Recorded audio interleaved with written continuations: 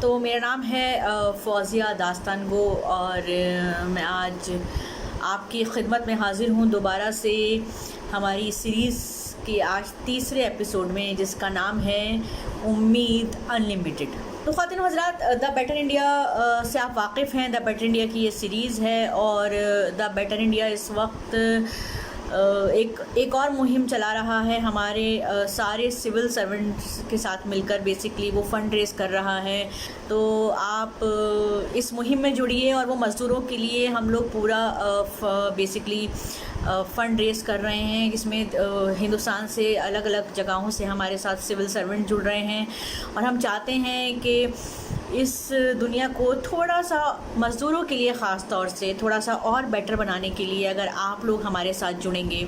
तो आपने वो कहानी सुनी होगी किसान की, जिसने एक एक लकड़ी दी थी अपने बेटों को तोड़ने के लिए और सारे बच्चों ने वो तोड़ दी थी, लेकिन जब गट्ठर दिया था तो वो तोड़ नहीं पाया था। तो यही वक्त है हम सबके साथ आने का किसके लिए? हमारे मज़दूर भाइयों के लिए, क्योंकि उन्हें इस वक्त हमारी सबसे ज़्यादा ज़रूरत है। और द बेटर इंडिया की ये मुहिम है जिसका नाम है #BetterTogether। आप इस मुहिम से जुड़िए। इसमें हमारे साथ सिविल सर्वेंट्स हैं जिनके साथ मिलकर हम ये पूरी मुहिम चला रहे हैं, फ़ंड रेज़ कर रहे हैं। आप फॉलो करिए और प्लीज़ प्लीज़ प्लीज़, कहते हैं कि एक बूंद से ही पूरी नदियाँ भर जाती है। अगर बूंद बूंद भी हम लोग कंट्रीब्यूट करेंगे तो ज़ाहिरी बात है ये इस मुहिम को द बेटर इंडिया बहुत आगे लेकर जाएगी। तो द बेटर इंडिया बहुत आगे लेकर जाएगी। तो ख़वातीन और हज़रात, आज की कहानी मैं शुरू करने जा रही हूँ। कभी आपने सोचा है, अभी मैं काफ़ी बार मैं लोगों से बात कर रही थी तो मेरे कुछ दोस्त हैं जो जिनको बहुत किताबें पढ़ने की आदत है और वो किताबें मिस कर रहे थे। वो कहते भाई वो पेपर की खुशबू, और हमसे किंडल पे नहीं पढ़ा जाता है, हमसे कोई PDF वर्जन भी नहीं पढ़ा जाता है। जैसे ख़ास तौर से मैं एक दास्तान गो हूँ, तो मैं जब तक स्क्रिप्ट मेरे हाथ में ना आए तो मैं उसे नहीं पढ़ सकती हूँ। कभी आपने सोचा है कि बेसिकली ये पब्लिशिंग की जो कहानी है, ये प्रिंटिंग की जो कहानी है, ये कहाँ से शुरू हुई और कौन था इसमें हिंदुस्तान में ख़ास तौर से? और मैं आज बात कर रही हूँ मुंशी नवल किशोर की। मुंशी नवल किशोर प्रेस को कौन नहीं जानता? मुंशी नवल किशोर पब्लिशर को कौन नहीं जानता? मेरी वाक़फ़ियत मुंशी नवल किशोर से हुई थी क्योंकि मुंशी नवल किशोर ही वो प्रेस थी जिन्होंने 46 वॉल्यूम्स दास्तान गोई के, दास्तान अमीर हमज़ा के छापे थे लखनऊ से, और वो आज दस्तावेज़ की सूरत में हमारे पास हैं। हम उन्हें पढ़ सकते हैं। सोचिए अगर उन्होंने उस वक्त नहीं संजोया होता इस धरोहर को, तो आज हम कैसे हम लोगों के पास ये सब जो आर्काइव्स हैं वो होते। तो चलिए मिलते हैं मुंशी नवल किशोर से और जानते हैं कि ये शुरुआत कैसे हुई बेसिकली। तो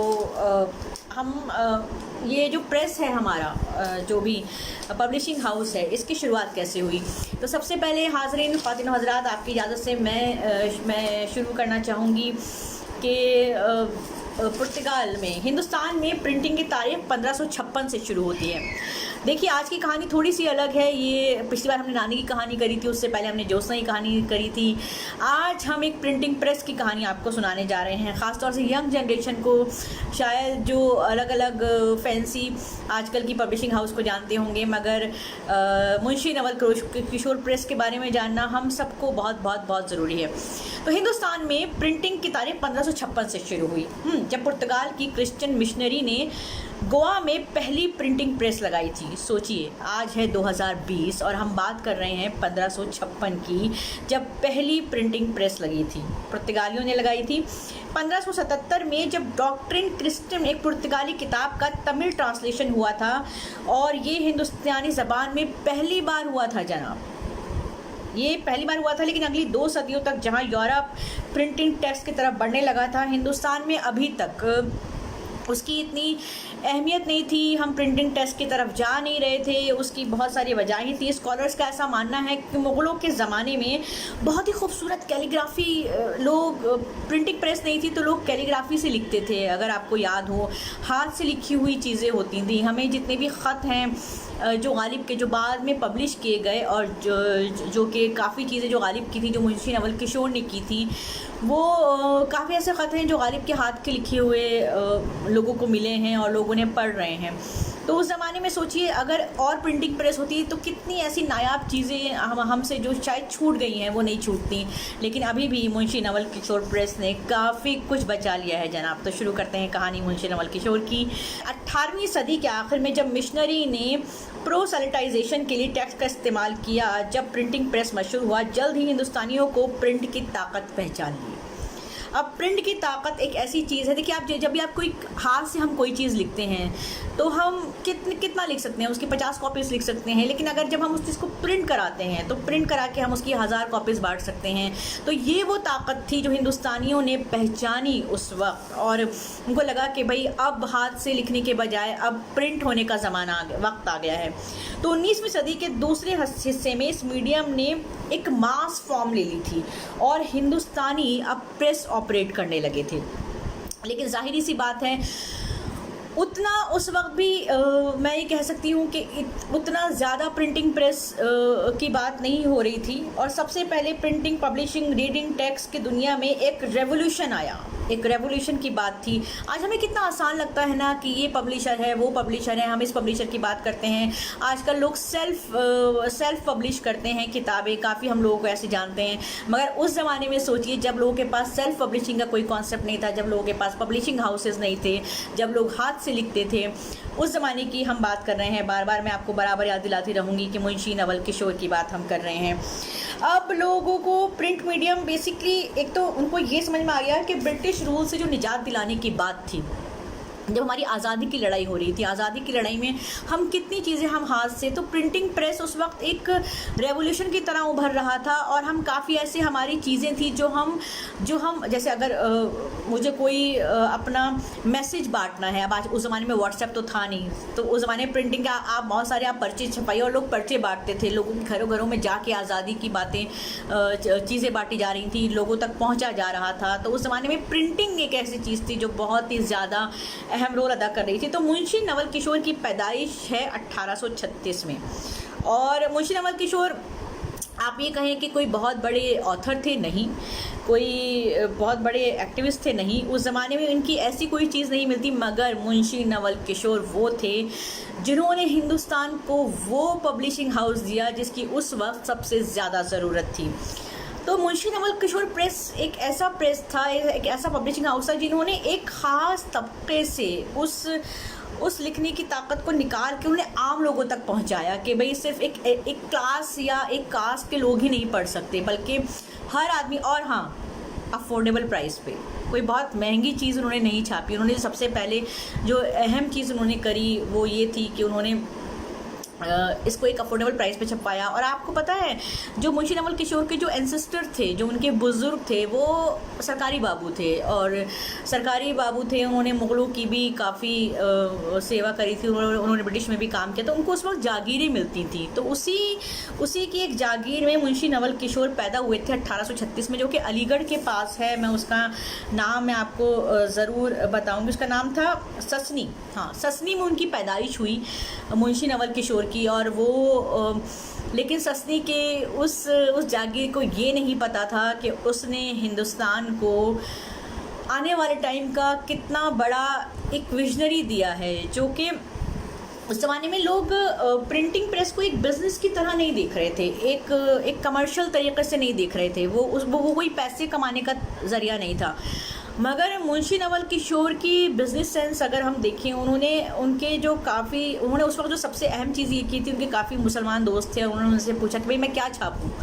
तो उन्होंने कुछ जो रिलीजियस स्क्रिप्ट्स थी, जो रिलीजियस चीज़ें थी, ख़वातीन हज़रात, वो उन्होंने छापे। उन्होंने 1.5 रुपये में कुरान शरीफ छापा। उस ज़माने में कुरान शरीफ मिलना बिल्कुल भी आसान नहीं था। मैं 18वीं सेंचुरी की बात कर रही हूँ, मतलब। और वो हाथ से लिखे हुए होते थे, ज़ाहिरी बात है, काफ़ी हाथ से लिखे हुए चीज़ें होती थी। तो उस ज़माने में हर एक इंसान को उन्होंने 1.5 रुपये में उसको प्रोवाइड करवाया। और प्रिंटिंग प्रेस शुरू करने से पहले उन्होंने अपनी एक इंटर्नशिप की थी, जो कि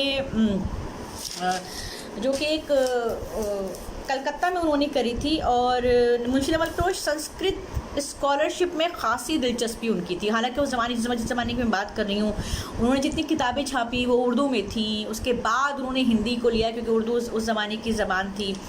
और मुग़लों की 1852 में उन्होंने आगरा कॉलेज में दाखिला लिया और वो काफ़ी पढ़े लिखे इंसान थे। उनका ख़ुद का जो रिश्ता था किताबों से वो बहुत ही ज़्यादा खूबसूरत था, वो बहुत ही ज़्यादा अच्छा था। और उन्होंने फ़ारसी के साथ साथ अंग्रेज़ी की भी पूरी उन्होंने पढ़ाई हासिल करी। उन्होंने कुछ वक्त के लिए आगरा से अपना अखबार निकाला, उसका नाम था सफ़ीर आगरा। उसके बाद उन्होंने एडमिनिस्ट्रेटिव काम भी सीखा। 1860 में उन्होंने इंडियन पीनल कोड को उर्दू में प्रिंट करने का कॉन्ट्रैक्ट मिला।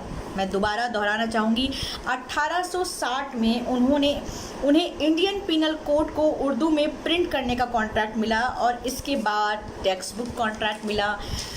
और उन्होंने सूरदास का सुरसागर छापा था, लल्लू जी का पूरा सागर छापा था। 1880 में इंग्लिश में तुलसीदास का ट्रांसलेशन भी छापा था। 1880 में तुलसीदास का उन्होंने रामचरितमानस छापा था, तुलसीदास का, जो आज हम पढ़ते हैं, जो आज हमारे पास है। और 1873 में उसकी पूरी 50,000 कॉपियाँ बिक चुकी थीं। 1873 में जब उन्होंने रामचरितमानस छापा जो कि तुलसीदास ने लिखा था, उसकी 50,000 कॉपियाँ बिक चुकी थीं। और ये एक विजनरी आदमी ही ये कर सकता है कि जब उन्होंने ये इमेजिन नहीं किया, ज़ाहिरी बात है उन्होंने इसको इमेजिन किया होगा कि उन्हें किस लेवल पे इसको लेके जाना है, किस मकाम पे उन्हें उस प्रिंटिंग प्रेस को लेके जाना है। रामचरितमानस छापी, सूरदास जी का सुरसागर छापा। अगर ये सब उस वक्त नहीं छपा होता तो सोचिए आज हम उन चीज़ों को कैसे पढ़ते, हमारे आने वाली जनरेशन को हम किस तरह से वो चीज़ें पहुंचा पाते। तो लेट 1870s तक इस प्रेस के पास एक कैटलॉग था। सोचिए 1870s की बात है, कैटलॉग उस ज़माने में एक पूरा प्रॉपर कैटलॉग था जो कि मुंशी नवल किशोर का था, जिसमें बहुत सारी आप अलग अलग किताबें थीं, अलग अलग चीज़ें थीं, जिसमें अलग अलग किताबें थीं जिसके बारे में बताया गया था कि आप कौन सी किताब उनसे ले सकते हैं। और सबसे और वो सिर्फ लिटरेचर नहीं छाप रहे थे, वो मेडिसिन की किताबें छाप रहे थे, वो हिस्ट्री किताबें छाप रहे थे।